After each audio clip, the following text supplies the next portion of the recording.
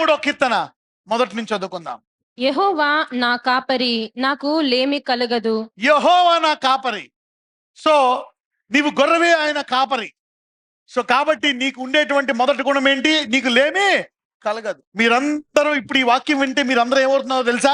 ఆ కాపరిని, నీవే నా కాపరి అని మీరు ఆయనకు సరెండర్ అవుతున్నట్టు. You are telling God. ఆయన వాక్యం వింటున్న వారందరూ ఏమంటున్నారో తెలుసా? యెహోవా, నేను నీ వాక్యం వింటున్నాను గనక నీవు నా కాపరివి. ఆయన గొర్రెలు ఆయన స్వరము. Every listener of the word of God is a believer and they come under his shepherd's authority. అయితే నీకు లేమి కలగదంట. వస్తాయి, అలాగని లేమి ఉంటదా? ఉంటది. కానీ ఆయన లేమిని తీసివేసి దాన్ని సాక్ష్యంగా మారుస్తాడు. అప్పుడప్పుడు స్వరం వినకుండా పక్క వెళ్ళిపోతావు, మళ్ళా ఆయన స్వరం విని వస్తావు ముందుకి. చదవండి. పచ్చిక గల చోట్లను ఆయన నన్ను పరుండజేయుచున్నాడు. శాంతికరమైన జలముల యొద్ద నన్ను నడిపించుచున్నాడు. నా ప్రాణమునకు ఆయన సేద తీర్చుచున్నాడు. He restoreth my soul. దేవుని వాక్యం ఏంటంట? My word is a spirit. ఆయన వాక్యం ఏంటంట? ఆత్మ అంట. His word is spirit. Let's go to John. యోహాను సువార్త 6:63. ఆత్మయే జీవింప చేయుచున్నది, శరీరము కేవలము నిష్ప్రయోజనము. నేను మీతో చెప్పి ఉన్న మాటలు ఆత్మయు జీవమునయున్నవి. ఆత్మ ఏం చేస్తదంట? జీవింపజేస్తదంట. మరి ఈ వాక్యము, ఈ మాటలు ఏమై ఉన్నాయంట? ఆత్మ. బైబిల్లో చదివే మాటలు ఆత్మగా మారతాయంట. ఎప్పుడైతే బైబిల్లో మాటలు నువ్వు చదువుతావో అవి నీ ఆత్మలోకి వెళ్ళి నీ ప్రాణాన్ని తిరిగి బాగు చేసి తర్వాత నీ దేహాన్ని బాగు చేస్తాయి. So when you're reading Bible, they are going into your spirit and then it will effect the body. అందరూ చెప్పండి, నేను ఎప్పుడైతే బైబిల్ మాటలు వింటానో అవి నా ఆత్మలోకి వెళ్తాయి, నా ఆత్మను బాగు చేస్తాయి. అప్పుడు ఆత్మ ద్వారా నా శరీరం బాగుపడుతుంది. ఆత్మ శరీరాన్ని ఏం చేస్తుంది? జీవింప చేస్తుంది. Spirit will repair the body. Spirit will give life to the body. ఈ ఆత్మకు ఆహారం ఎక్కడిది? దేవుని వాక్యం. పక్కన వాళ్ళు చెప్పండి, ఈ మాటలు నీ దేహాన్ని బాగు చేస్తాయనండి. మహిమ నుంచి అధిక మహిమ అనండి. Step by step. It is the spirit that quickeneth. ఆత్మ జీవింప చేయుచున్నది, శరీరము కేవలము నిష్ప్రయోజనం. నేను మీతో చెప్పి ఉన్న మాటలు ఆత్మయు జీవమునై ఉన్నాయి. ఈ వింటున్న మాటలు మీ ఆత్మలోకి వెళ్ళి ఈ మెసేజ్ అయిపోయేలోగా చాలా మందిని బాగు చేయును గాక. They will even heal you before this. ఎందుకంటే శరీరంలో లోపం కంటే లోపం ఎక్కడుంది? ఆత్మలో. శరీరం బాగైనా ఆత్మలో లోపం ఉంది కనుక అది పోదు. ఆత్మ బాగుపడితే లోపం పోతుంది, మళ్ళా లోపము రాదు. 86వ కీర్తన 12-13.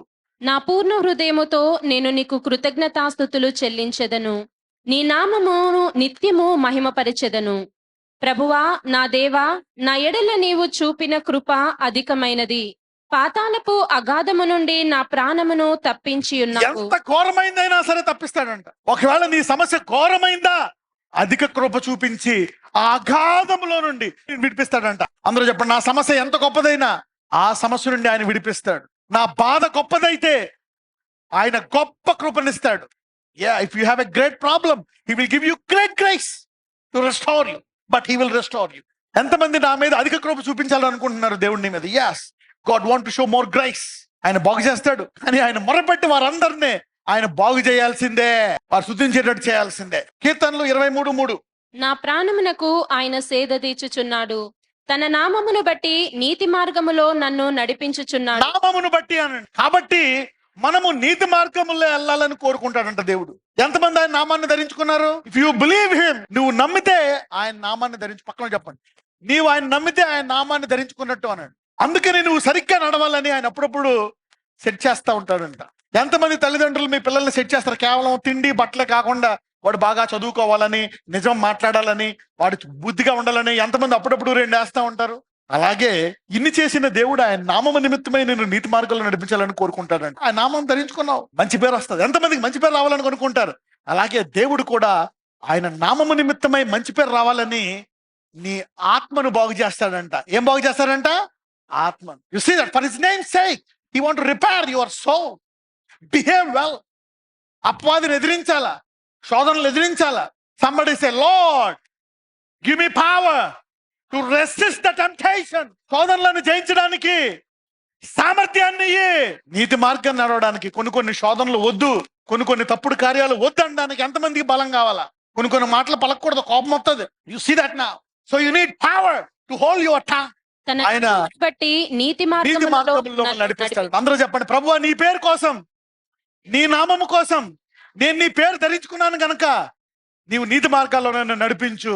God want to set you right and make you walk in a good way. Is a gracious God. ఆయన కృపగల దేవుడు, క్షమించే దేవుడు, నీతి మార్గాల్లో నడిపిస్తాడు. కీర్తనలు 79:8-9. మేము బహుగా కృంగి ఉన్నాము. మా పూర్వులు దోషములు జ్ఞాపకము చేసుకొని నీవు మా మీద కోపముగా నుండకుము.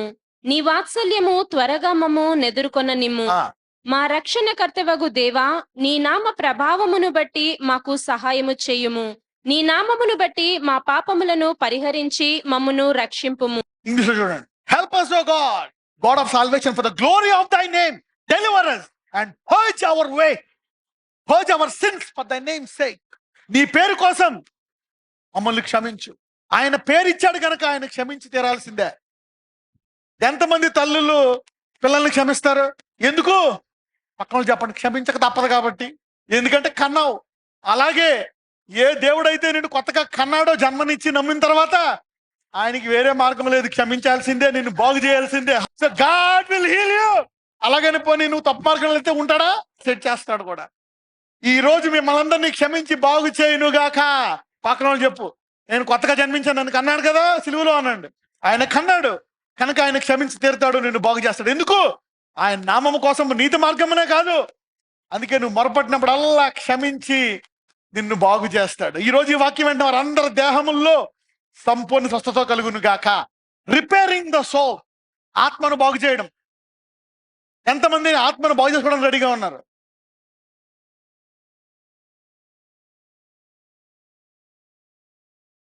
నాజరేయుడైన యేసయ్య, నీ బిడ్డలను దర్శించండి. వారెక్కడున్నా నీ గాయపడిన హస్తముతో వారిని తాకి స్వస్థపరచండి. నీ వద్దకు వచ్చి మొరపెట్టి వారందరినీ క్షమించి బాగు చేయు దేవుడివయ్యా. ఆయన నామము కోసము నీతి మార్గమును నడిపించువాడు కూడా. వారు పడిపోయినప్పుడల్లా నువ్వు వారిని మళ్ళా లేవాలని వారిని క్షమించి బాగు చేయు దేవుడు. లేవలేని స్థితిలో ఉన్నారో, హాస్పిటల్లో ఉన్నారో, వాళ్ళని తాకండి. Lord, touch and heal them now. Wherever they are, visit them. వారిని ముట్టి స్వస్థపరచగల దేవుడు. Heal them, deliver them and make them whole. స్తుతించి నీకు ఇంకా సన్నిహితమయ్యే కృప వారికి దయచేయమని నా ప్రార్థిస్తున్నాము తండ్రి. ఆమేన్.